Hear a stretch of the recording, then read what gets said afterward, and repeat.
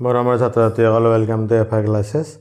আজিৰ ভিডিঅ'টোত আমি হায়াৰ সেকেন্ডাৰী সেকেন্ড ইয়াৰৰ হাফ ইয়াৰলি এক্সামিনেশ্যনৰ বায়োলজি পেপাৰখন আলোচনা কৰিম গোৱালপাৰা ডিষ্ট্ৰিক্টৰ।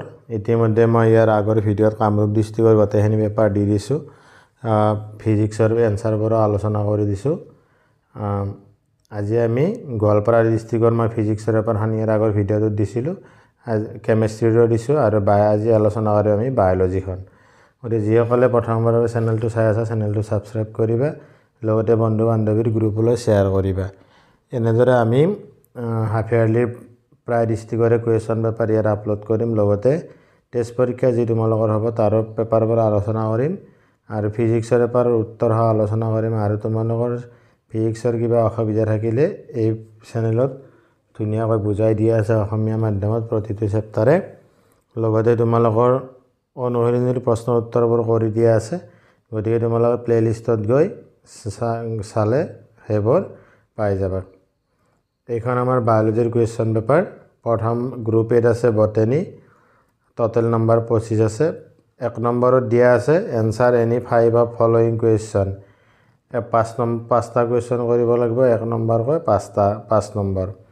এই নম্বৰটো দিয়া আছে হোৱাট ইজ ক্ৰছ পলিনেশ্যন, ইতৰ পৰাগযোগ কি। বি নম্বৰ দিয়া আছে হোৱাট ইজ পাৰ্থেন'কাৰ্পিক ফ্ৰুইট, বীজ ইন ফল কি। চি নম্বৰ দিয়া আছে হোৱাট ইজ ফাৰ্মেণ্টেশ্যন, কিণৱন কি।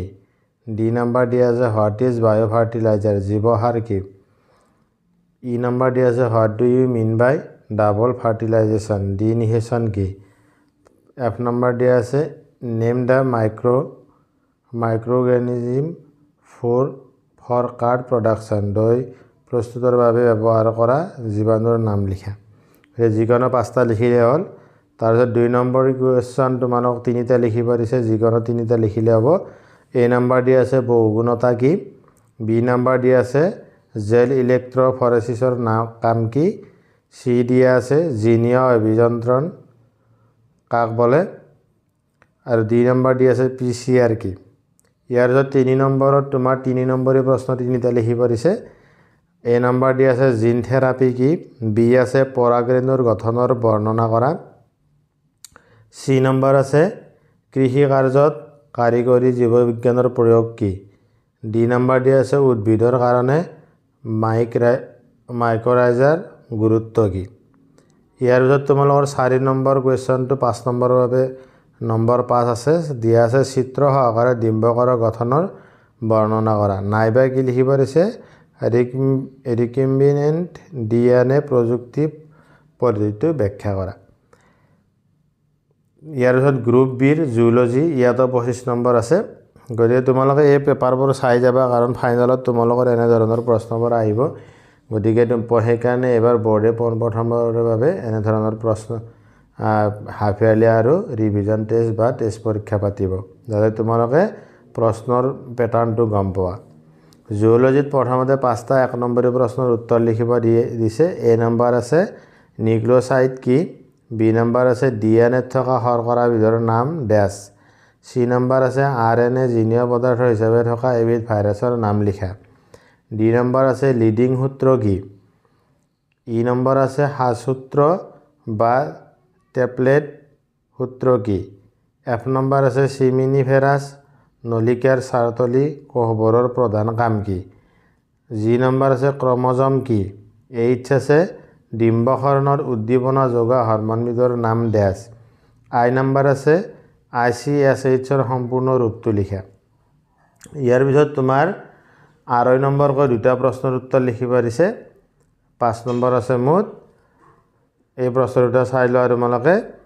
এপিডিডাইমিছত থকাৰ সময়ত শুক্ৰকোষত ঘটা পৰিৱৰ্তনসমূহ লিখা। বি দিয়া আছে পুৰুষৰ যৌন আচৰণ প্ৰকাশত টেষ্টেৰন হৰম'নৰ ভূমিকা কি। ইয়াৰ পিছত তোমালোকৰ 3টা প্ৰশ্নৰ উত্তৰ লিখিব দিছে, 15 নম্বৰ আছে। এ নম্বৰটো আছে শুক্ৰাশয়ৰ প্ৰস্থচ্ছেদৰ এটা চিহ্নিত চিত্ৰ অংকন কৰা।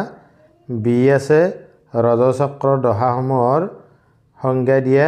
ইষ্ট্ৰজেন সৃষ্টিত FSH আৰু LHৰ ভূমিকা বৰ্ণনা কৰা।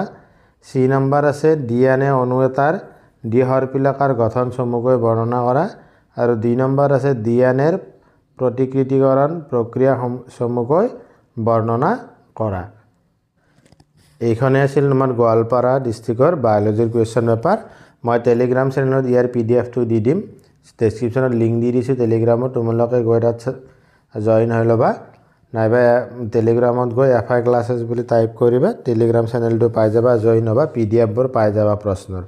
গতিকে যিসকলে প্ৰথমবাৰ চাই আছা এনেধৰণৰ প্ৰশ্নৰ কাকতবোৰ পাবৰ বাবে চেনেলটো ছাবস্ক্ৰাইব কৰিবা আৰু ফিজিক্সৰ যিকোনো টপিক ভালদৰে বুজিবৰ কাৰণে চেনেলটো ছাবস্ক্ৰাইব কৰি থ'বা। আজিলৈ এৰিছোঁ, ধন্যবাদ।